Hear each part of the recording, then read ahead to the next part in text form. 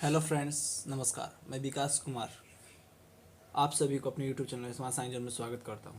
जैसे कि आप देख रहे हैं, आज हम लोग पढ़ेंगे परसेंटेज। प्रायोगिक परीक्षाओं की दृष्टि से परसेंटेज का एक महत्वपूर्ण योगदान उसमें रहा है, इसलिए आज हम लोग परसेंटेज की तरफ ध्यान देंगे। सबसे पहले देखिए, परसेंटेज किसी भी संख्या जो अगर भिन्न में दिया रहे तो भिन्न में दिया रहे तो इसका ऊपरी भाग जो होता है वो अंश होता है और नीचे का भाग जो होता है हर होता है। किसी भी संख्या का अगर हर 100 रहे तो वही उसका प्रतिशत हो जाता है। जैसे 5/100 दिया है, इसका मतलब ये 5% है। अगर 10/100 दिया रहता तो इसका मतलब ये 10% है। किसी भी संख्या का अगर हमें प्रतिशत ज्ञात करना है, अगर वह भिन्न में दिया है, जैसे 5/25 दिया हुआ है, इसका हमें प्रतिशत ज्ञात करना है, तो इस संख्या में हम लोग 100 से गुणा कर देते हैं। तो ये हो गया हम लोग का 20%। किसी भी संख्या का प्रतिशत निकालना।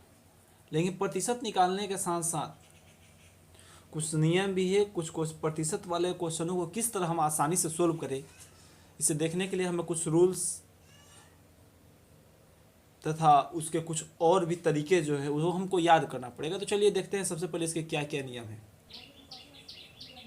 इसका पहला नियम है कि जिस संख्या को हमें ज्ञात करना है उसे हमेशा अंश में रखेंगे। किसी भी संख्या को अगर ज्ञात करना है तो हमेशा उसके अगर भिन्न में दिया रहे तो उसे अंश में रखेंगे, और जिसके सापेक्ष ज्ञात करना है उसे हम हर में रखेंगे। जैसे कह रहा है कि ए की आय कितनी है, ए की आय बी की आय से कितनी अधिक है। तो किसकी आय पूछ रहा है? ए, तो ए को हमेशा ऊपर रखेंगे। और किसके सापेक्ष में पूछ रहा है? बी का, इसका मतलब बी हमेशा नीचे रहेगा, ए बट्टा बी।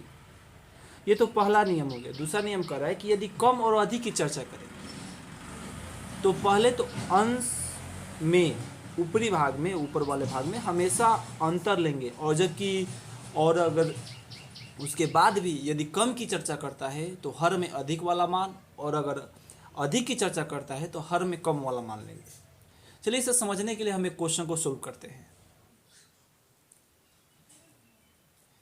ए की आय बी का आय का कितना परसेंट है? ए की आय बी की आय, तो देखिए कह रहा है ए की आय बी के, सॉरी इसको देखिए, यदि ए की आय बी के आय, ए की आय तथा बी की आय क्रमशः 600 और 750 रुपये है, तो निम्नलिखित प्रश्नों को उत्तर दीजिए।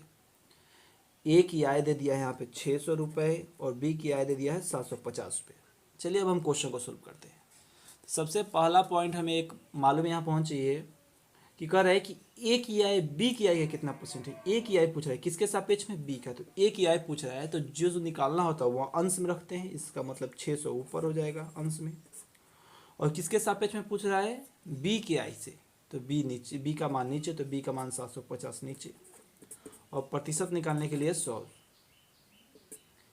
1 0, और यहाँ पे देखिए ये कटा 2, ये 15 चौके 60 बराबर, ये होगा निकल गया पहला क्वेश्चन हम लोग का 80%।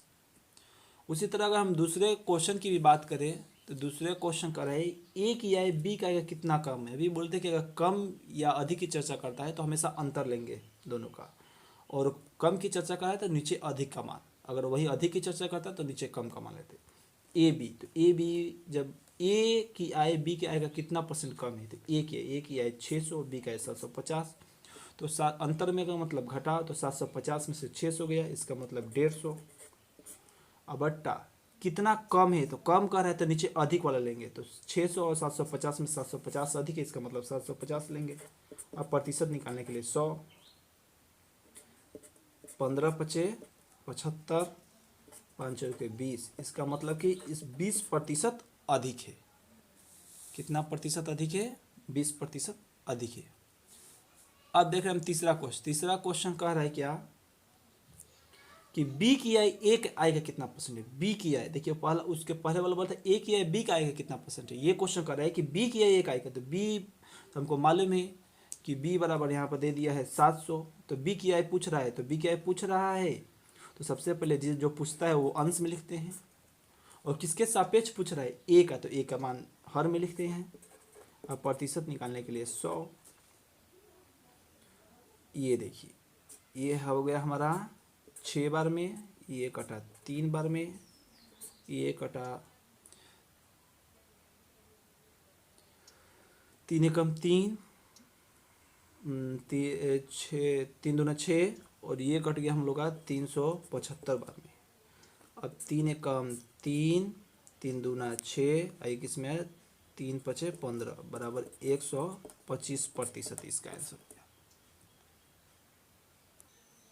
चलिए इस तरह के दो और क्वेश्चन को सोल्व करते हैं। कह रहा है कि ए की आय बी की आय से 20% ज़्यादा है, तो ए की आय बी के, जब ऐसा क्वेश्चन कहेगा तो हम हमेशा 100 मान लेंगे। ए की आय बी की आय से 100% ज़्यादा है, तो बी की आय हमको नहीं मालूम है, तो बी की आय अगर 100 है तो इससे 20% अधिक है, तो इसका मतलब 120 है। तो कह रहा है कि बी की आय ए की आय से कितना कम है। कम या अधिक की चर्चा करेगा तो हमेशा अंतर लेंगे, तो दोनों का अंतर 120 में और 100 का अंतर कितना का है, 20 का। और कम की बात कर रहा है तो नीचे अधिक वाला मान लेंगे, तो 120 गुणे 100, ये कटा हमारा 20 छके, और ये कटा हमारा 50 और ये कटा 3, मतलब 50/3, 16.2/3% इसका आंसर हो जाएगा। इतना कम है। अगला क्वेश्चन देखते हैं। राम की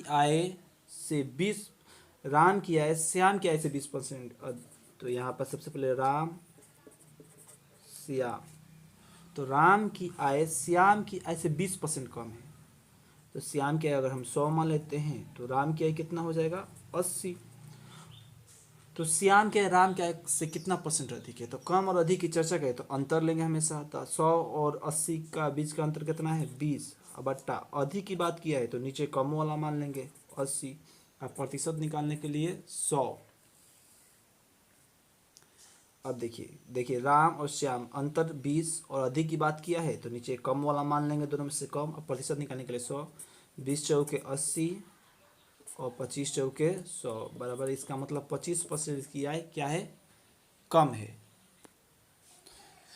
चलिए अब दूसरे टाइप का क्वेश्चन देखते हैं।